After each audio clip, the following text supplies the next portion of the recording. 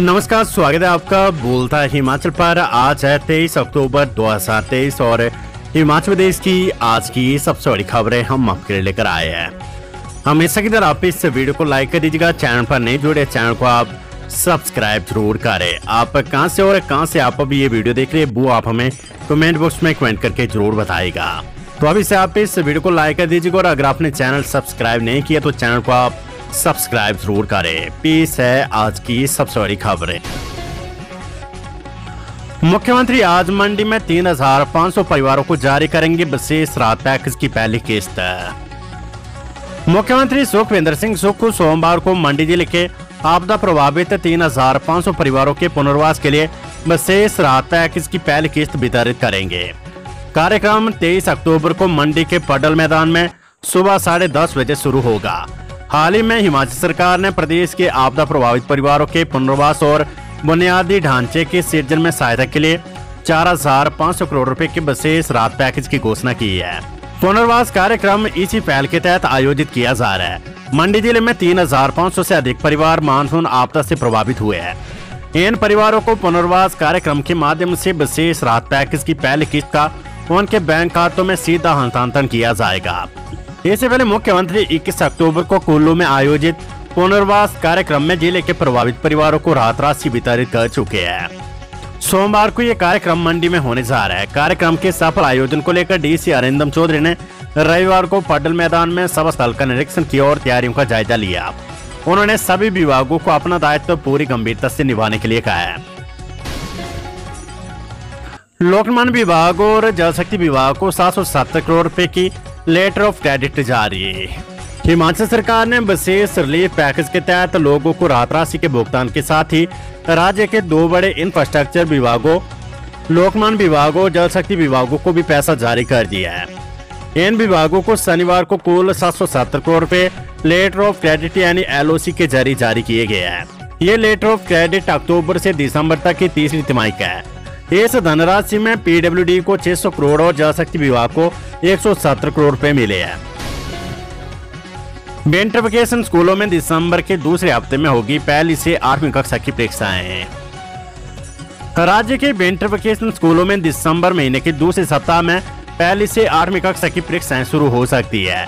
School शिक्षा board से तीसरी, 5वीं और 8वीं कक्षा की डेट शीट आने के बाद समग्र शिक्षा शेष कक्षों की डेट शीट जारी करेगा। ऐसे में शिक्षा विभाग ने स्कूलों को अभी से बच्चों को परीक्षाओं की तैयारियां करवाने के निर्देश जारी किए हैं। इस दौरान शिक्षा विभाग ने इन स्कूलों में अब वार्षिक समारोह या अन्य तरह के कार्यक्रमों पर भी रोक लगा दी है ताकि स्कूलों में बच्चों की पढ़ाई प्रभावित न हो। विभाग की माने तो आने वाले दिनों में त्योहारी सीजन शुरू हो रहा है। स्कूलों में दशहरे की छुट्टियां, इसके बाद नवंबर महीने में दीपावली की छुट्टियां होगी।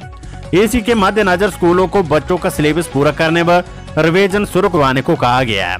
हालांकि ऐसे स्कूल जो आपदा के कारण बंद रहे उनमें छुट्टियों में भी बच्चों की कक्षाएं ली जा रही है।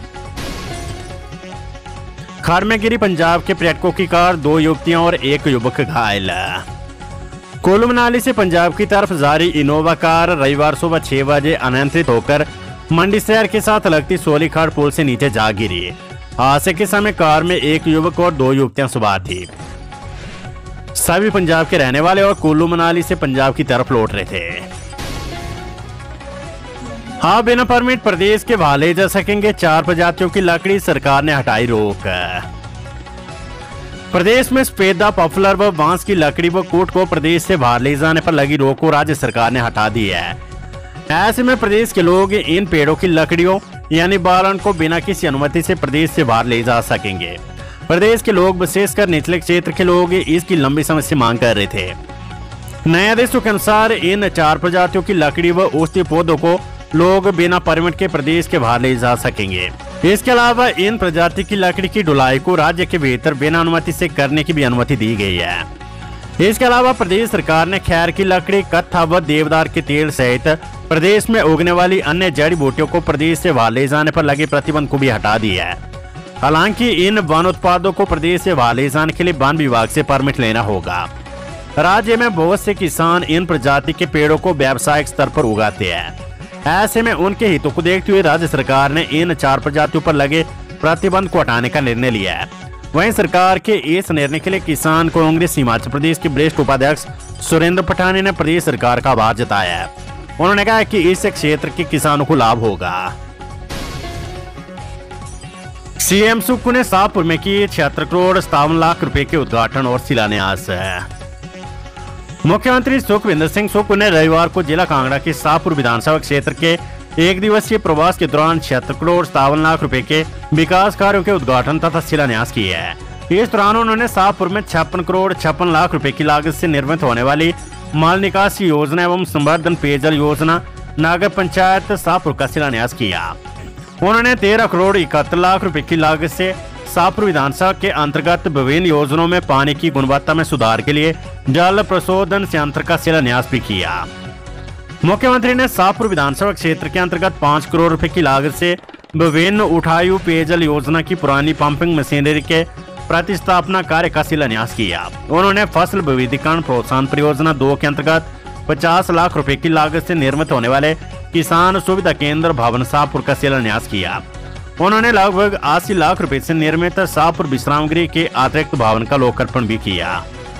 शाहपुर के दशहरा मैदान में लोगों को संबोधित करते हुए मुख्यमंत्री ने कहा कि शाहपुर के विकास में कोई कमी आने नहीं दी जाएगी। उन्होंने कहा कि भविष्य में कांगड़ा में विकास के नए आयाम स्थापित किए जाएंगे।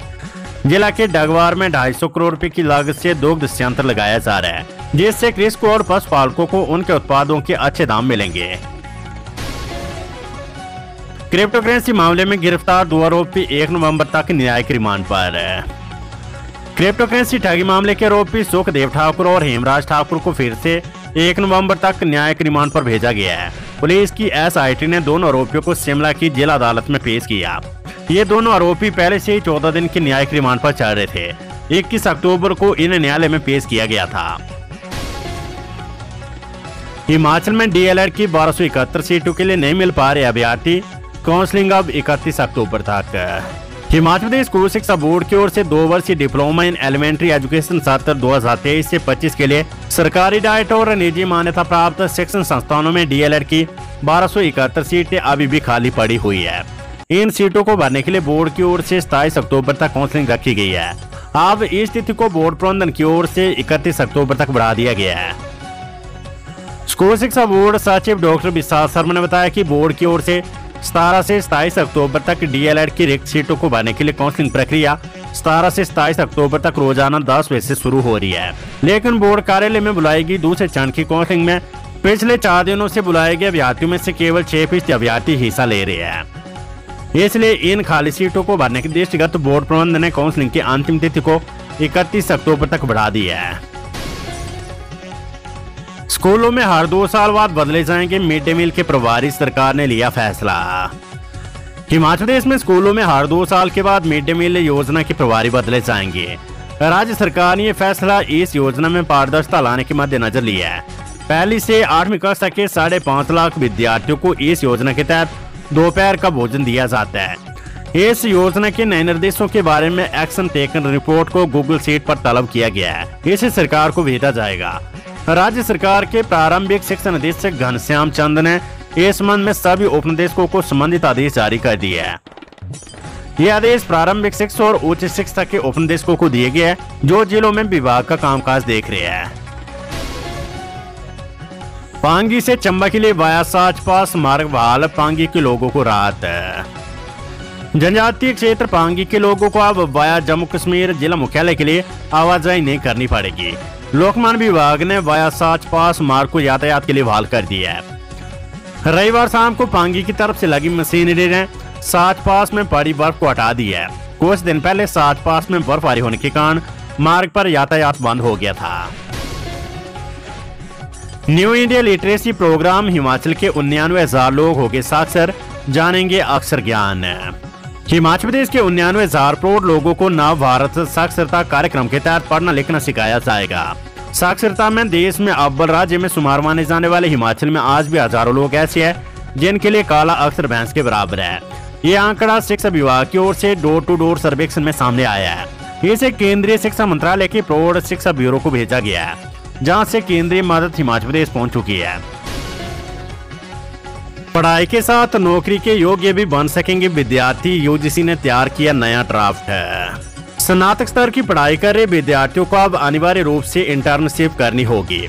स्नातक की डिग्री पूरी करने वाले विद्यार्थियों को नौकरी के योग्य बनाने के लिए विश्वविद्यालय अनुदान आयोग यूजीसी ने नया ड्राफ्ट तैयार किया है। इंटर्नशिप के लिए विद्यार्थियों को क्रेडिट्स दिए जाएंगे। इंटर्नशिप फिजिकल, डिजिटल और हाइब्रिड मोड पर होगी। यूजीसी ने राष्ट्रीय शिक्षा नीति 2020 के अनुरूप स्नातक स्तर के विद्यार्थियों के लिए ट्रेनिंग व रिसर्च प्रशिक्षण की व्यवस्था उच्च शिक्षण संस्थानों में होगी। खबर है कि इस व्यवस्था को वर्तमान शैक्षणिक सत्र से लागू किया जाएगा। इंटर्नशिप चौथे सेमेस्टर 2 वर्ष के बाद न्यूनतम 60 से 120 घंटों की होगी। इंटर्नशिप में विद्यार्थियों के कार्य अनुभव और रिसर्च वर्क दोनों को शामिल किया जाएगा। इंटर्नशिप करने से विद्यार्थियों को 2 से 4 क्रेडिट भी हासिल होंगे। इंटर्नशिप के 1 क्रेडिट का मतलब 30 घंटे का काम या फिर रिसर्च करना होगा। ये 15 हफ्ते के एक सेमेस्टर के दौरान 2 घंटे प्रति सप्ताह हो सकता है। 4 वर्षीय स्नातक प्रोग्राम ऑनर्स विद रिसर्च के विद्यार्थियों को 8वें सेमेस्टर यानी चौथे वर्ष के आखिरी 6 महीने इंटर्नशिप करनी होगी। Curriculum and credit framework for undergraduate programme में इसे शामिल किया है। विद्यार्थियों के पास समर और विंटर ब्रेक में इंटर्नशिप जारी रखने का विकल्प होगा। हमीरपुर के नादौन में 3 से 5 नवंबर तक होगी एशियन राफ्टिंग चैंपियनशिप, तैयारियां शुरू। हमीरपुर जिले के ऐतिहासिक कस्बा नादौन में 3 से 5 नवंबर तक एशियन राफ्टिंग चैंपियनशिप की मैराथन स्पर्धाएं आयोजित की जाएगी। इंडियन राफ्टिंग एसोसिएशन एवं हिमाचल प्रदेश राफ्टिंग एसोसिएशन ने इसकी तैयारियां शुरू कर दी है। हिमाचल प्रदेश राफ्टिंग एसोसिएशन के प्रदेश अध्यक्ष सतपाल रायजादा एवं इंडियन राफ्टिंग एसोसिएशन के पदाधिकारियों ने संयुक्त बैठक करके चैंपियनशिप की तैयारियों की समीक्षा की है। हिमाचल में डिग्री कॉलेजों की होगी इंटरनल रैंकिंग और खोले जाएंगे एक्सीलेंस कॉलेज।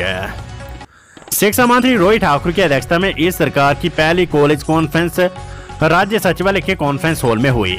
इसमें राज्य के सभी डिग्री कॉलेज के प्रिंसिपल मौजूद थे। कॉन्फ्रेंस को सीपीएस एजुकेशन आशीष बुटेल और शिक्षा सचिव राकेश कंवर ने संबोधित किया।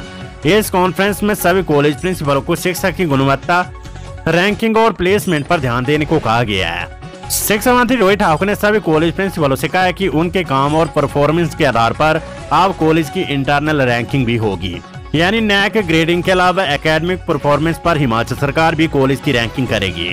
राज्य में संजौली कॉलेज की तरह और कॉलेज ऑफ एक्सीलेंस खोले जाएंगे। राष्ट्रीय शिक्षा नीति में उच्च शिक्षा में जो बदलाव बताया गया है उन पर कॉलेजों को जल्द कदम उठाने के लिए कहा गया है।